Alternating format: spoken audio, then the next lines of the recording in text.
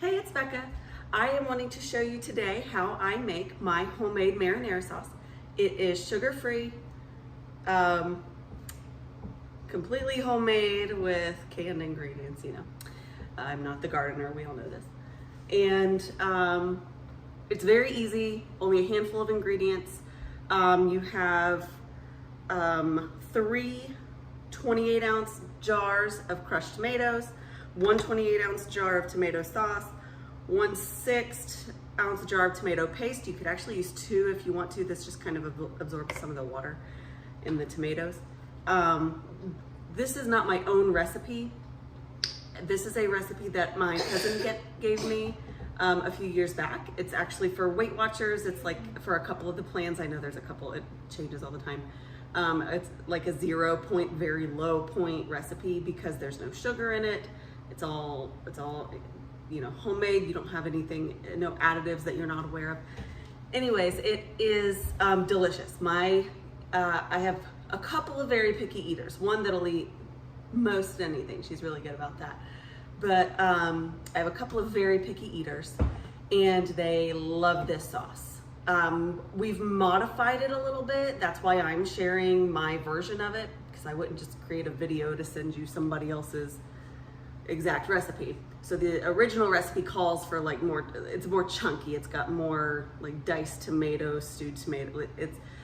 We're not those people. We like our marinara sauce to be smooth. So I've modified it and I think I've got it about exactly where we want it. So we have those ingredients, and then we also have 2 tablespoons of oregano, 2 tablespoons of basil, 2 tablespoons of onion powder, which, side note, typically I use 3 tablespoons of actual minced garlic. I just don't have it today, but it's not a deal breaker. You can use garlic powder and I just use a little less. 1 tablespoon of Italian seasoning and 1 pinch of crushed red pepper. I've got all of these already together in my little cup here. But I've got a picture I'll post up here and show you. So all you do, I've got a crock pot here. I think this is an 8-quart crock pot. It was not originally mine. My mom handed it down to me. So I don't know exactly what size, but I'm pretty sure it's a 6 or an 8-quart. So you just stick everything in here. I've already sprayed my crock pot with some cooking spray. Typically, yes, I know, typically I would use a crock pot liner, because who has time to be scrubbing a crock pot? Not me, but I'm out. And we just got back from vacation, so my pantry is actually quite trash. My pantry is quite empty, and we did our groceries for after vacation, but that was not on the list, so I didn't get it. I'm back. Had to turn off the TV. So anyways, you're gonna just put everything from the jar in here. Your 4 jars, 4 to 5, depending on how much paste you want to do. You could even just get one larger jar of tomato paste. It would make no big difference or anything. Oh, here we are. I thought this one was opened. It's not. Somebody just watch me do this. So the tomato paste, what it's gonna do is, I mean, it's gonna be hard to break up and stir at the beginning because everything is cold. Tomato sauce or tomato paste is very thick. Let me tell you what would happen if you didn't use tomato paste. If you did not use tomato paste, it would be very watery. So if you have noodles and you pour your marinara sauce over, I guess regardless of whether or not you would mix it in too, you will have very clear-ish, not clear, but it's just running. It just gets a little watery.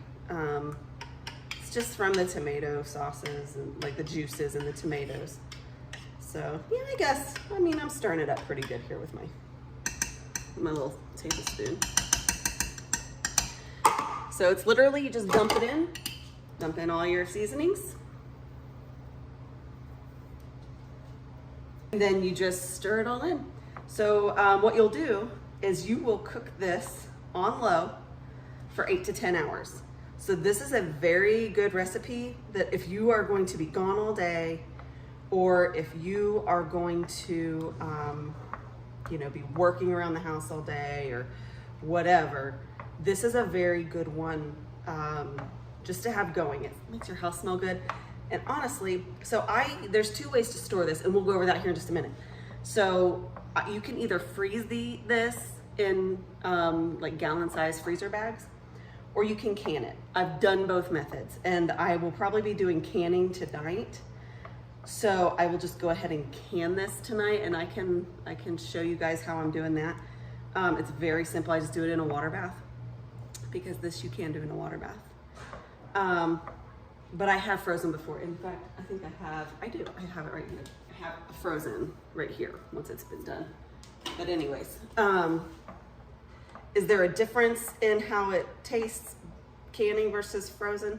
Flavor, no. I like it canned better. I feel like when it's been frozen, when it thaws out, the consistency doesn't change, but maybe it just seems more watery. You've not added water to it, but maybe it just seems more watery to you. So anyways, all right, well, that's all stirred.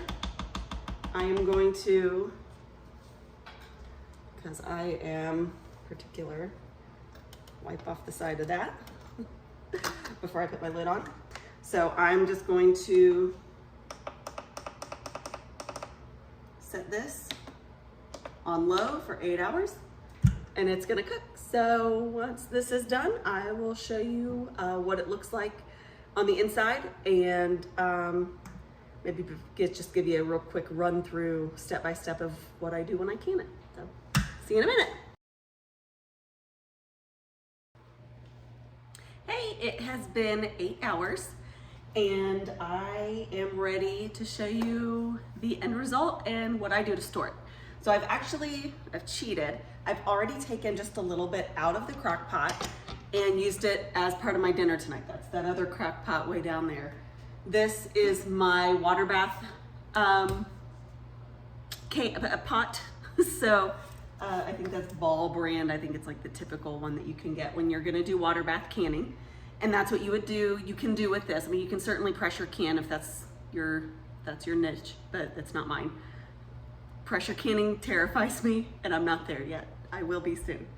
So the full recipe will do about 3.5 quarts. So I've got 3 quart jars because I've used about half of one of these in my recipe down there. So we've got our jars, our sauce is here. When I opened up the lid for the first time, I just kind of scraped around the side because it's tomato based. So there was a little bit that you just needed to stir in and blend it up a little bit. It hadn't burned or anything, but the edges were starting to have a nice rolling boil to them. Smells amazing, smells amazing. I've got my large funnel here that is specifically used for canning, and you know what, actually, just because I hate a mess, I'm gonna stick my paper towel underneath here. And I'm gonna go ahead and start dishing this out. And you'll just fill up your jar. Now, as you fill this, since it's coming straight out of a hot crock pot, the jar is gonna be hot to touch, so you will wanna be careful. You can use just a regular pot holder or a towel, or you can be super fancy like I am and get a canning pot holder for going around jars. Look, I am making a mess. I'm gonna do what I shouldn't do and lift this up closer. So as far as the amount that you wanna put in one of these, you do not wanna fill it all the way to the very top. I mean, you can go all the way up here to the neck. So I have left a healthy little bit of headspace. So I'm only bringing the sauce up to about right there. And we'll see if my estimation on being 3 full after what I used is accurate. So let's keep going here. Okay.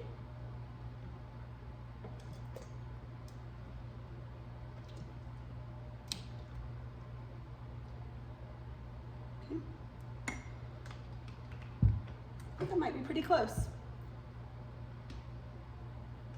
You want to be careful not to let any of that sauce come up on the rim, because when you're canning, you don't want anything obstructing the rim, because that means it's gonna obstruct the seal. The seal is not gonna be a good seal, and then it's not gonna be safe to consume if it's not properly sealed in the canning process.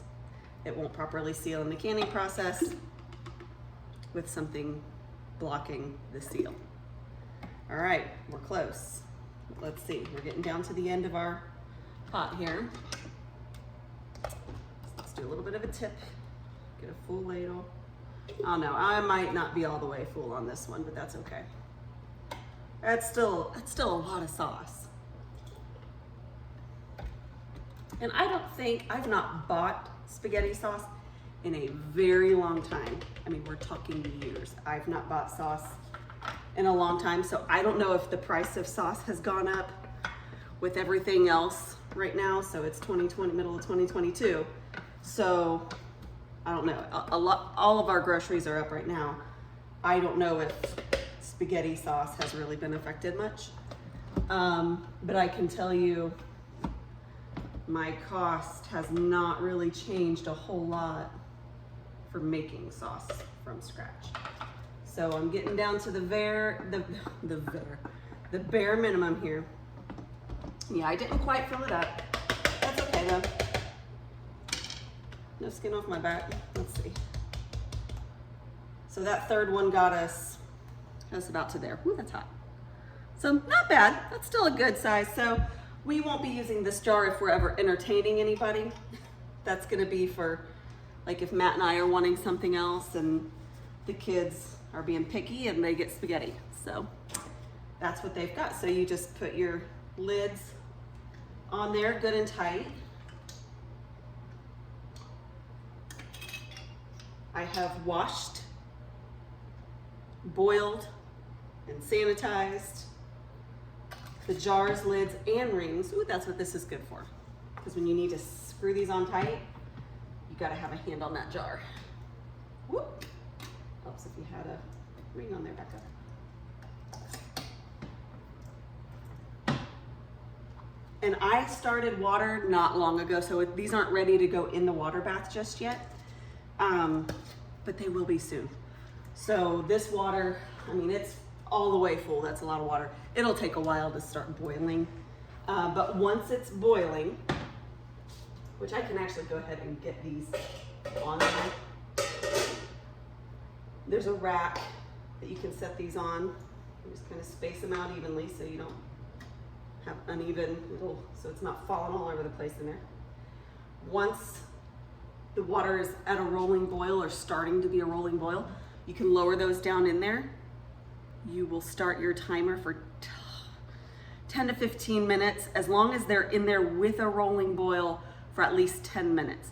So if you put those in there, so let's say those, I had left them out and they got down to room temperature, and then the water was boiling and I put them in, and because those were cooler now, they stopped with the rolling boil. You don't want to start your timer until it's got a rolling boil with the jars inside. So they're hot where I just pulled them out of this crock pot.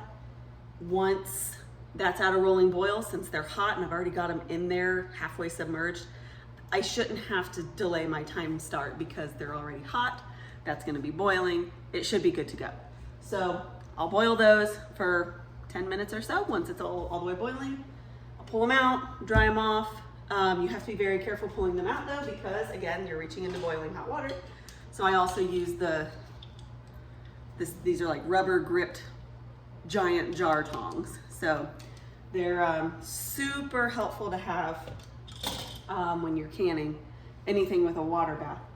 And then we'll set them out, and then we'll start hearing those lids start to pop, indicating that they had a good seal. If anything doesn't pop, you want to restart that process, unfortunately. So don't pour out your water until you know everything has popped.